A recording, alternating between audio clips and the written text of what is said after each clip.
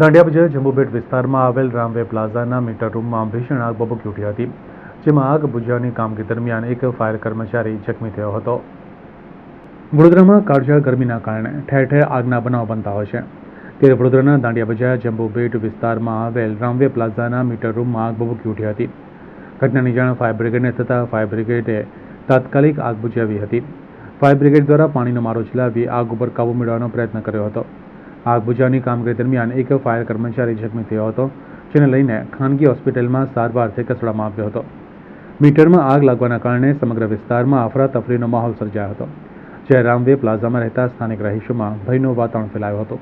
ઉલ્લેખનીય છે કે રામવે પ્લાઝામાં જવાનો રસ્તો સાંકડો હોવાના કારણે તેમજ વાહનોનું દબાણ તથા રામવે પ્લાઝાના પાછળની સાઈડે ગેરકાયદેસર શેડ બનાવવામાં આવ્યો હોવાના કારણે ફાયર બ્રિગેડના જવાનોને ભારે હાલાકીનો સામનો કરવો પડ્યો હતો. સ્થળ પર આવીને તપાસ કરતા મીટર રૂમ હતો અને તેની બહારની તરફ પણ મીટર હતા, તેમાં આગ લાગેલી હતી. એટલે તાત્કાલિક કામગીરી શરૂ કરીને અડધો કલાકની અંદર આગ પર કંટ્રોલ મેળવી લીધો છે.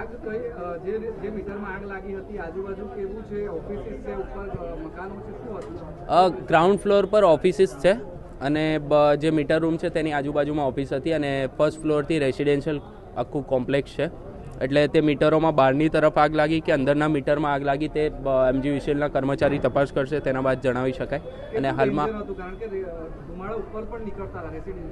હા, મીટર રૂમમાં સંપૂર્ણ રીતે પૂરા મીટર રૂમમાં આગ લાગી ગઈ હતી અને જે બહારના તરફ પણ બંને બાજુ મીટર લાગેલા હતા, માટે જ્યારે આગ લાગી ત્યારે બધા મીટરમાં આગ લાગી ગઈ હતી. માટે ધુમાડો ઘણો થયો હતો, પણ રેસિડેન્શિયલ કોમ્પ્લેક્સને તાત્કાલિક જાણ કરવામાં આવી, જેના કારણે તે ઘર ખાલી કરી બહારની તરફ આવી ગયા અને તેમનો બચાવ થઈ ગયો અને હાલમાં આગ પર કંટ્રોલ મેળવેલો છે. જાનહાની કોઈ પણ પ્રકારની જાનહાની કે એવું કે નહીં.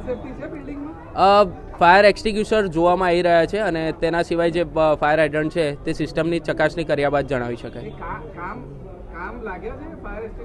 ફાયર એક્સટિંગ્યુશર જે ફાયર ફાઇટર્સ જ્યારે સ્થળ પર પહોંચ્યા, ફાયરની ટીમ સ્થળ પર પહોંચી ત્યારે ફાયરના જે એક્સટિંગ્યુશર હતા, ફાયર એક્સટિંગ્યુશર, તેનો ઉપયોગ કરવામાં આવ્યો, પણ આગ જ્યારે મોટી થઈ ગઈ હતી માટે જે પાણીનો મારો ચાલુ કરીને આગ પર કંટ્રોલ મેળવ્યો. તેની ચકાસણી કરવામાં આવશે, તેના બાદ જણાવી શકાય.